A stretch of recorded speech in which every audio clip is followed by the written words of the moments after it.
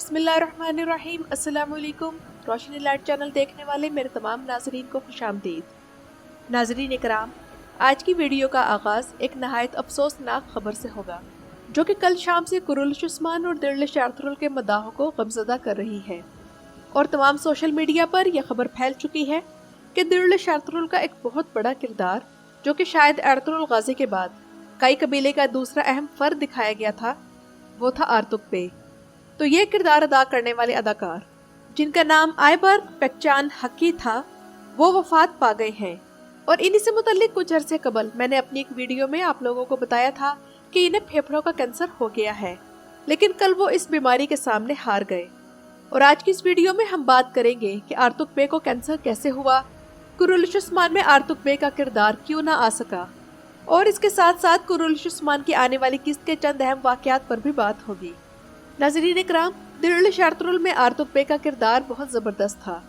बेशक आयबर पेक्चान ने कई ड्रामे किए हैं, लेकिन इनकी खुशकिस्मती ये है कि इन्हें दिलरिश में आर्तुक बे का किरदार अदा करने को मिला, जो कि सुल्तान अल-परसलान के एक नामवर कमांडर थे।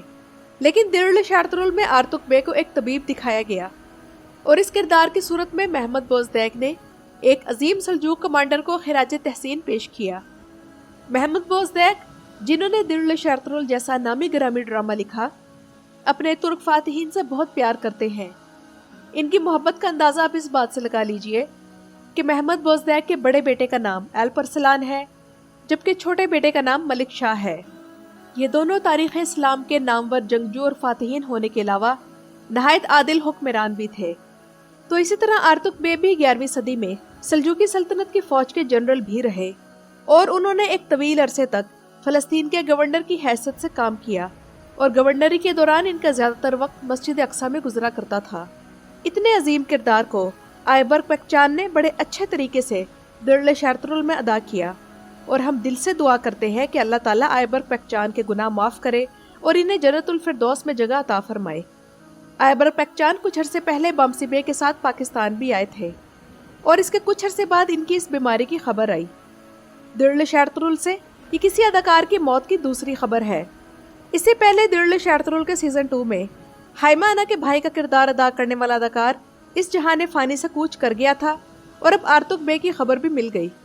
आयबर पेक्चान ने महमद बोज़दैक के साथ दिलरिश आर्थर के दौरान काफ़ी तवील अरसा काम किया है, तो मेरा ख्याल है कि इस बार कुरुलिश उस्मान की किस्त के आगाज़ में या किसी और तरीके से महमद बोज़दैक इस अच्छे शख्स को अपने अंदाज में खिराज तहसीन पेश करना चाहेंगे।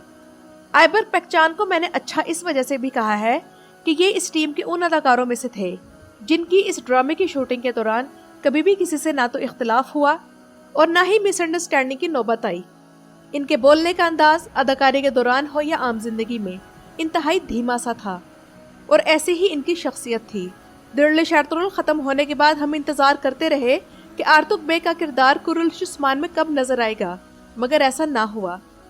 फिर सीजन 2 में हमने ये अफवाह सुनी कि अब इस सीजन में आर्थर के किरदार के साथ आर्तुक बे भी नजर आएंगे, लेकिन फिर हमने आर्थर बे को तो देखा लेकिन आर्तुक बे फिर भी नजर ना आए। लेकिन इसकी हरगिज ये वजह नहीं थी कि आयबर पेक्चान के महमद बोज़दैक से कोई इख्तलाफात थे, क्योंकि इनके दरमियान एक मोहब्बत भरा रिश्ता था और इसका सबूत वो दौरा है जो कुरुलिश उस्मान की टीम ने चेचनिया के सदर की दावत पर उस मुल्क का किया। और ये दौरा करने वालों में कुरुलिश उस्मान के अदाकारों के साथ महमद बोज़दैक और आर्तुक बे भी मौजूद थे और सोशल मीडिया पर इनकी जो तस्वीर आई, इनमें ये भी इस टीम के साथ एंजॉय कर रहे थे। अब जहन में ये सवाल आता है कि महमद बोज़दैक ने इतनी मोहब्बत के बावजूद इन्हें कुरुलिश उस्मान में क्यों ना लिया। तो नाज़रीन इकराम, इसकी यही वजह समझ आती है कि बेशक इनका कैंसर बाद में तशख़ीस हुआ था, लेकिन इनकी तबीयत ख़राब रहने लग गई थी और इनकी सेहत इजाज़त नहीं देती थी कि वो ड्रामों के टफ शेड्यूल को फॉलो कर सके। क्योंकि आप लोग खुद देखते हैं कि तारीख़ी ड्रामों में काम करने वाले अदाकार कभी जंगलों में रातों को शूटिंग कर रहे होते हैं और कभी बारिश में और बर्फबारी में हमारे लिए नई किस्त तैयार कर रहे होते हैं। तो ऐसी सूरत हाल में किसी बीमार शख्स का इतना हौसला कैसे हो सकता है कि वो किसी तारीख़ी ड्रामे में काम करने के लिए तैयार हो जाए। इसलिए हमें आर्तुक बे का किरदार कुरुलिश उस्मान में देखने को नहीं मिला। और नाज़रीन इकराम, अब हम जानते हैं कि आर्तुक बे को कैंसर कैसे हुआ और इन्हें कब और कैसे इस मर्ज का पता चला। تو नाज़रीन इकराम, आयबर पेकचान वैसे तो कई माह से कैंसर का मुकाबला कर रहे थे और उन्होंने अपनी इस बीमारी से मुतल्लिक कुछ अरसे पहले अपने इंस्टाग्राम अकाउंट से अपनी बीमारी की खबर जिस अंदाज से शेयर की तो वो इनके फैंस के लिए बहुत शॉकिंग था। उन्होंने कहा कि मुझे कमर में दर्द की शिकायत रहती थी, जो जब हद से बढ़ गई तो मैं डॉक्टर के पास गया, जिसने मुझे बताया कि मुझे फेफड़ों का कैंसर है, जो कि जिगर से भी आगे फैल चुका है।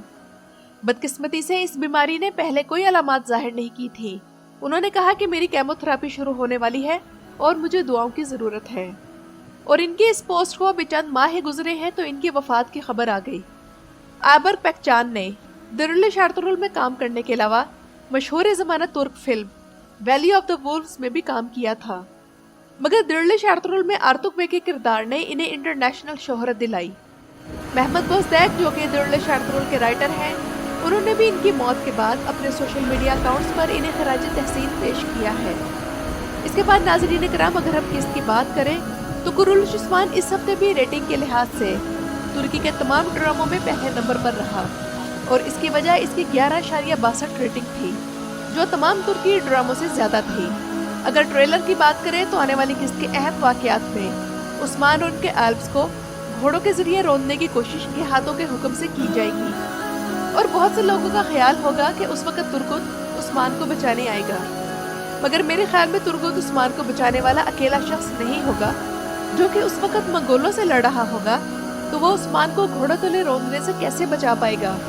इसलिए इस मौके पर मेरे ख्याल में वो कॉनर एल्ब भी हो सकता है, जो कि उस्मान को बचा ले और आलिम शाह के मंगोलों से इत्तेहाद का पर्दा भी फाश कर दे। लेकिन इससे भी ज्यादा जिस बात का इम्कान है वो ये है कि तुर्गुत के साथ माइकल कोसिस हो और ये दोनों मिलकर उस्मान बे को बचा ले। लेकिन सवाल ये है कि तुर्गुत और माइकल कोसिस तो पिछली किस्त में निकोला के हाथों मुश्किल में थे, तो ये इस सूरत हाल से कैसे बच पाएंगे और आकर उस्मान बे की मदद करेंगे। ऐसा मालूम होता है कि आने वाली किस्त में रोगातोस इन्हें अपने वफादार कमांडरों के साथ मिलकर बचा लेगा और बाद में ये सब उस्मान बे की मदद को पहुंचेंगे। हालांकि पिछली किस्त में रोगातोस कहता है कि वो कुस्तुनतुनिया जाएगा और एम्परर से मुलाकात करेगा, लेकिन मेरे ख्याल में रोगातोस अभी नहीं जाएगा और वो तुर्गुत और माइकल कोसिस की मदद को पहुंचेगा। बात करें अगर सल्जन अना के किरदार की, तो सल्जन अना का किरदार एकदम से खत्म नहीं हो सकता और वो भी सीजन के बिल्कुल मिड में। इसके अलावा इनका किरदार छोड़ जाने के बारे में अभी किसी किस्म की कोई खबर सुनने को नहीं मिली, इसलिए यही मुमकिन है कि यह किरदार कुछ जख्मी होगा लेकिन बच जाएगा। इस तमाम सूरत हाल में नाज़रीन इकराम, ये बात समझ से बाहर है कि जब ड्रामा इतने अहम वाक़यात दिखा रहा है और उस्मान बे सख्त मुश्किल में है, तो सफ़ेद दाढ़ी वाले कहाँ हैं? इन्हें तो इस मौके पर सबसे आगे होना चाहिए था, बल्कि सुल्तान मसूद तक भी असल सूरत हाल इन्हें ही पहुँचानी चाहिए थी। और इसके अलावा उस्मान बे को भी आने वाले हमलों के बारे में खबरदार करना चाहिए था और मंगोलों के खिलाफ जासूसी करनी चाहिए थी, मगर सफ़ेद दाढ़ी वालों का एक जासूस सीज़न के आगाज़ में चंद बार दिखाया गया, तो वो किरदार कहाँ गया? और सबसे बड़ा सवाल ये है कि सफ़ेद दाढ़ी वालों का किरदार जो पिछले 2 सीज़न से इंतहाई अहम दिखाया जा रहा था, तो वो अभी सीज़न में एकदम से क्यों ख़त्म कर दिया गया है? बहरहाल ये तो हम आने वाली किस्तों में ही देख पाएंगे। आप लोगों को मेरी ये वीडियो कैसी लगी मुझे कमेंट सेक्शन में ज़रूर बताइएगा। मेरा चैनल विजिट करने का शुक्रिया।